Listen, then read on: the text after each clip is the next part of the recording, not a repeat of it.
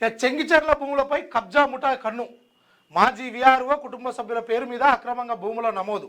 రంగ శ్రీనివాస్ గౌడ్ చేసిన అక్రమాలపై ఇప్పటికే నమోదైన కేసులు, రికార్డులు కాలిపోవడంతో అక్రమంగా పహానీలో పేర్లు నమోదు చేసుకోవడం. రెవెన్యూ రికార్డులు కాలిపోతే ఆర్డీఓ, కలెక్టర్, సిసిఎల్ఏలో రికార్డులు ఏమైనట్టు? మాజీ విఆర్ఓ రంగరాజారాం సర్వీస్ బుక్ రికార్డులో ప్రభుత్వానికి చూపిన భూమి ఎంత? తెలంగాణ రాష్ట్ర భూ పరిపాలన కమిషనర్ తన బాధ్యతలు మరిచారా? ఇక్కడికి సంబంధించి అక్రమంగా భూ ఆక్రమణలు చేసి కోట్లు కొల్లగొట్టిన కుటుంబంపై ఇన్కమ్ ట్యాక్స్ అధికారులు దృష్టి పెట్టి విచారణ చేస్తే కళ్ళు బైర్లు గమ్మే విషయాలు బహిర్గతం అవుతాయని ఒక ఆదాపు అయితే ఒక కథనం తీసుకొచ్చింది. ఎందుకంటే నకిలీ డాక్యుమెంట్లతోటి మాజీ విఆర్ఓ ఈయన ఒక భూములు కొన్ని అక్రమంగా ఆయన పేరు మీద చేసుకుండట. దానికి సంబంధించినటువంటి మా దగ్గర అన్నీ ఉన్నాయి.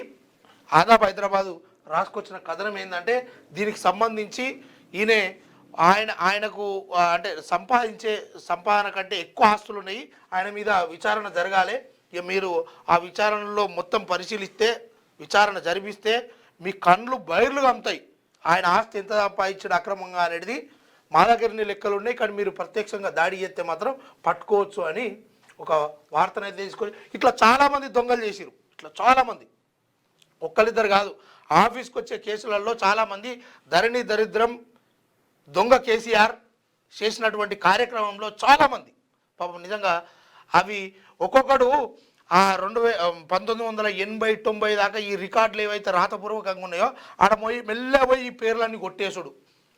ఓడైతే వారసత్వకంగా తుర్కొల్ల భూమి హిందువులకు వారసత్వం వచ్చింది అంటే ఎట్లొచ్చిందో మరి ఆ కేసీఆర్ చెప్పాలి, అదేంది ఆ ధరణి పెట్టినోడు తీసుకురమ్మనోడు చెప్పాలి, లేకపోతే అక్కడ నిర్వహించినటువంటి ఉంటారు కదా అధికారులు వాళ్ళన్నా చెప్పాలి. అది కొట్టేసినోడు, అది ఎక్కించినోడు వాళ్ళు తప్పనిసరిగా చెప్పాల్సి ఉంటుంది.